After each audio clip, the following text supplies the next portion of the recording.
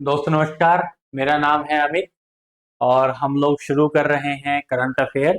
आप देख ही रहे हैं कि हम लगातार करंट अफेयर की सीरीज को पूरा कर रहे हैं और उसमें हम वो सवाल लेते हैं जो अखबारों में परीक्षा की दृष्टि से खास होते हैं।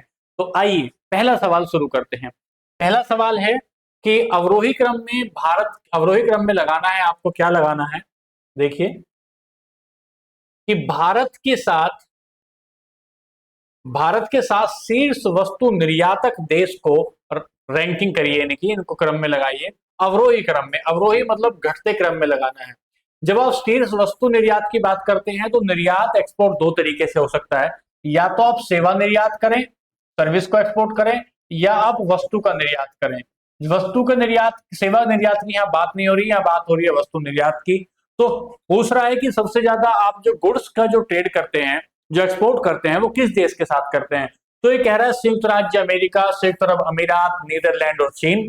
तो दोस्तों इसमें पहला ऑप्शन ठीक है, क्योंकि संयुक्त राज्य अमेरिका के साथ हम लगभग 17% जितना भी गुड्स का ट्रेड करते हैं ना, जितना वस्तुओं का ट्रेड करते हैं, चाहे उसमें कृषि की वस्तुएं हो, चाहे उसमें इंजीनियरिंग गुड्स हो जिसमें हम ट्रैक्टर भेज रहे हैं, ट्रेलर भेज रहे हैं, या हम आम सेब कुछ ऐसा भेज रहे हैं, वस्तु का व्यापार की बात हो रही है, सर्विस के व्यापार की बात नहीं हो रही है।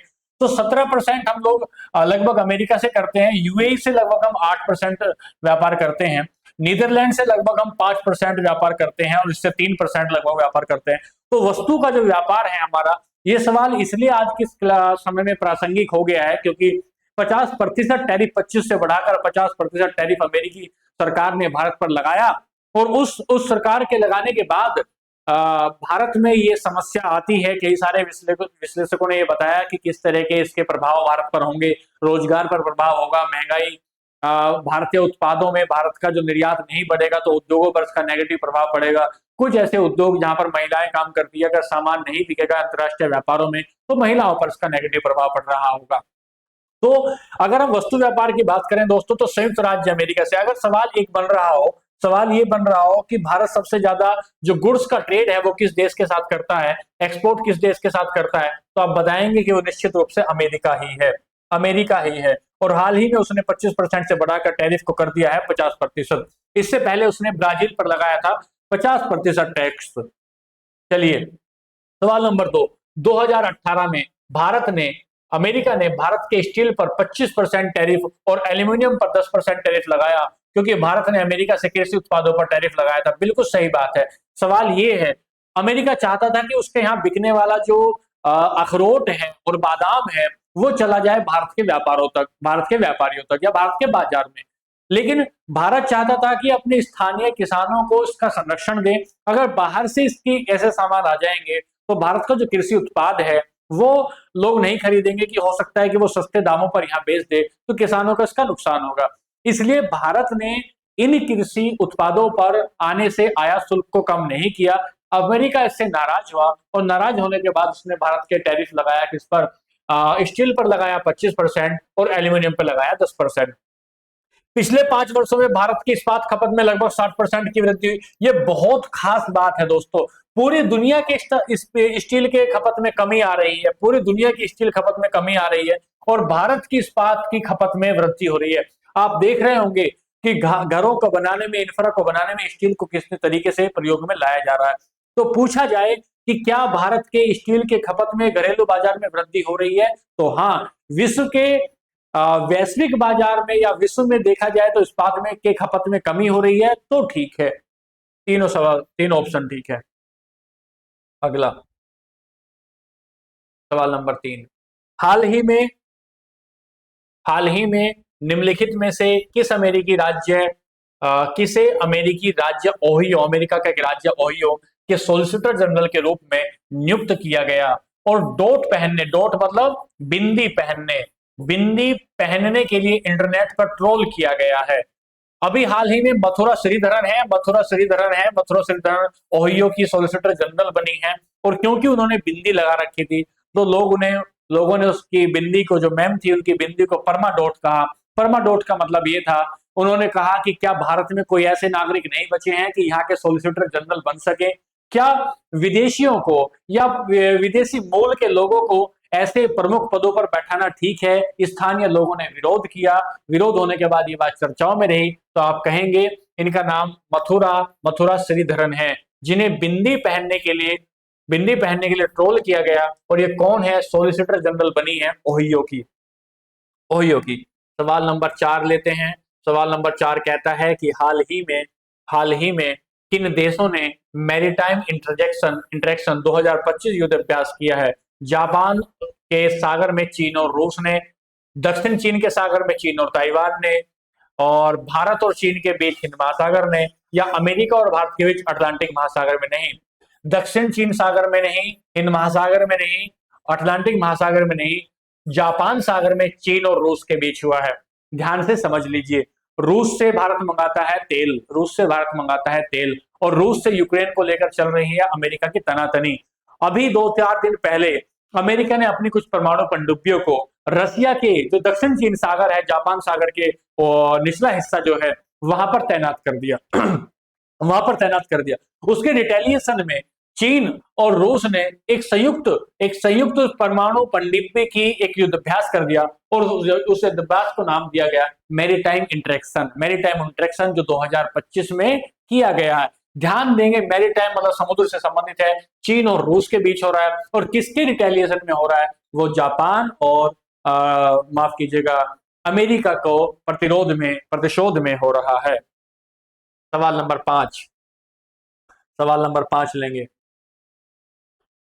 सवाल नंबर 5 कहता है, हाल ही में सी बख्तौर अंतरराष्ट्रीय अंतरिक्ष के स्टेशन पर लेकर चर्चाओं में है। देखे समझिए, ISS इंटरनेशनल स्पेस स्टेशन, हाल ही में भारत के जो शुभांशु शुक्ला थे, वो गए अंतरराष्ट्रीय स्पेस स्टेशन पर। वहां कुछ समय बिताने के बाद उन्होंने कुछ प्रयोग किए, और प्रयोग करने को लेकर उसी समय एक शब्द चर्चाओं में आया जिसका नाम था सी बकथॉर्न। सी बकथॉर्न एक तरह का पौधा होता है, उसमें छोटी छोटी स्ट्रॉबेरी टाइप आती है। यह ठंडे इलाकों में पाया जाता है, भारत के लद्दाख में, हिमाचल प्रदेश की स्पीति घाटी में पाया जाता है, और इसकी मेडिसिनल वैल्यू बहुत ज्यादा है। मेडिसिनल वैल्यू है क्योंकि आप देख रहे हैं कि दुनिया में हर्बल करके आयुर्वेद का दोबारा से परचम लहराया जा रहा है, और इस परचम को लेकर सी बकथॉर्न चर्चाओं में है। ऐसा कह रहे हैं कि ISS में इसको ले जाकर, और इस पर दोबारा से एक तो कुट्टू, जिसका आटा हम लोग नवरात्र में खाते हैं, कुट्टू के पौधे को लेकर, सी बकथॉर्न के पौधे को लेकर ले जाया जाएगा ISS पर, और ये देखा जाएगा कि इनमें ग्रोथ के कैसे कैसे लक्षण पाए जाते हैं, ग्रेविटी के खिलाफ इनमें क्या ऐसे जो लक्षण है वो दिखाई देते हैं। तो देखते हैं। पहला, इसे लद्दाख गोल्डन या वंडर प्लांट के नाम से जाना जाता है। बिल्कुल, लद्दाख गोल्डन या वंडर प्लांट के नाम से जानते हैं। यह यूरोप और एशिया में पाया जाता है। बिल्कुल सही बात है। भारत में लद्दाख और स्पीति के ठंडे रेगिस्तान में पाया जाने वाला है दोस्तों। और इसकी खास बात यह है कि जैसे राजस्थान में कैक्टस पैदा होता है, जैसे वहां पानी की कमी को वो झेल जाता है, ऐसे ही ठंडे रेगिस्तानों में पानी की कमी को ये भी झेल जाता है। आपके दिमाग में सवाल आ रहा होगा, रेगिस्तान है तो ठंडा कैसा? दोस्तों, रेगिस्तान का मतलब होता है 25 सेंटीमीटर से कहीं बारिश कम हो रही हो तो उसे रेगिस्तान कहते हैं। तापमान के आधार पर वो ठंडा भी हो सकता है, और तापमान के आधार पर वो गर्म भी हो सकता है। सवाल नंबर 5 हुआ। सवाल नंबर 6 लेते हैं। इंटरनेशनल एयरपोर्ट ट्रांसपोर्ट एसोसिएशन के अनुसार भारत दुनिया के 5 सबसे बड़े विमानन बाजारों में आ गया। कल की खबर है दोस्तों, कल की खबर है कि दुनिया में यात्रियों को ढोने के मामले में, विमान से हम यात्री ढोने के मामले में 5वें नंबर पर आ गए हैं। सबसे पहले नंबर पर अमेरिका है, दूसरे नंबर पर चीन है, तीसरे पर ब्रिटेन है, चौथे पर स्पेन है, 5वें पर भारत है। लगभग 21 करोड़ यात्रियों को ढो रहा है भारत यात्रा करा रहा है विमान के माध्यम से। लगभग 87 करोड़ यात्रियों को अमेरिका ढो रहा है विमान के माध्यम से। तो भारत विमान से यात्रियों को ढोने के मामले में आ गया है, आप देखेंगे 5वें नंबर पर। ये सवाल हुआ। यहां से आगे चले, सवाल नंबर 7 में पहुंचे। हाल ही में आपने देखा कि क्रिकेट जो खिलाड़ी थे, वो एक छोटा सा कुत्ते का बच्चा था, और वो गिर गया किसी नाली में। वो उसको नाली से निकालने लगे तो उस कुत्ते ने काट लिया, और उन क्रिकेट खिलाड़ी की मौत हो गई। तब से लेकर रैबीज को लेकर लगातार अखबारों में चर्चाएं बनी हुई है। तो क्या कह रहा है, भारत की राष्ट्रीय कार्य योजना के तहत भारत को किस वर्ष तक रैबीज मुक्त होने का लक्ष्य है? रैबीज मुक्त होने का लक्ष्य 2030 तक है। ध्यान दीजिए, रेबीज केवल कुत्तों के काटने से नहीं होता, यह चमगादड़ के काटने से हो सकता है, यह बंदर के काटने से हो सकता है। तो रेबीज एक तरीके से वायरल इन्फेक्शन है, एक तरीके से वायरल इन्फेक्शन है, और इसके माध्यम से मरीज की मौत भी हो सकती है। तो हमें इससे मुक्त होने की बात कर रहे हैं 2030 तक, 2030 तक। अगली बात, अगली बात, हाल ही में ऑस्ट्रेलिया ने किस देश के साथ युद्ध पोतों के लिए अब तक का सबसे बड़ा समझौता किया है? तो ऑस्ट्रेलिया ने जापान के साथ समझौता किया है। दोस्तों, एक संगठन है जिसका नाम है क्वाड्रिलेटरल डायलॉग है। क्वाड्रिलेटरल डायलॉग का मतलब है कि 4 हिस्से, क्वार्टर समझे ना, क्वार्टर, चौथा हिस्सा, 4 देशों का एक समूह है, जिसमें यूएसए है, जिसमें जापान है, यूएसए है, जापान है, ऑस्ट्रेलिया है और इंडिया है।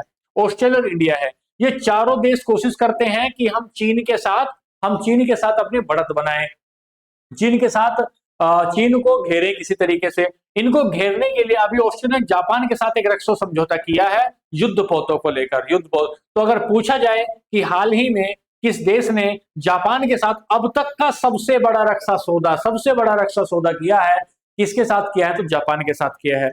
सवाल नंबर 9 लेंगे, सवाल नंबर 9 पर पहुंचेंगे और ये पूछेगा, बहुत खास सवाल है।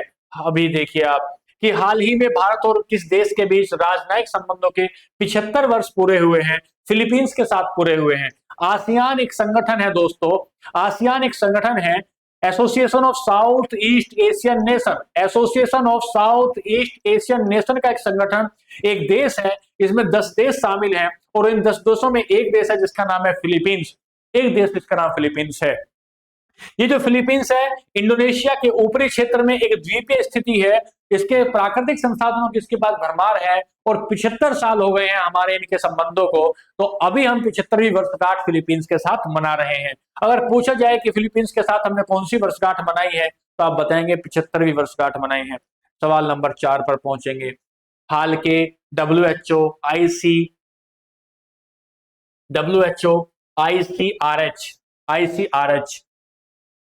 आईसीआरएच का मतलब है इंटरनेशनल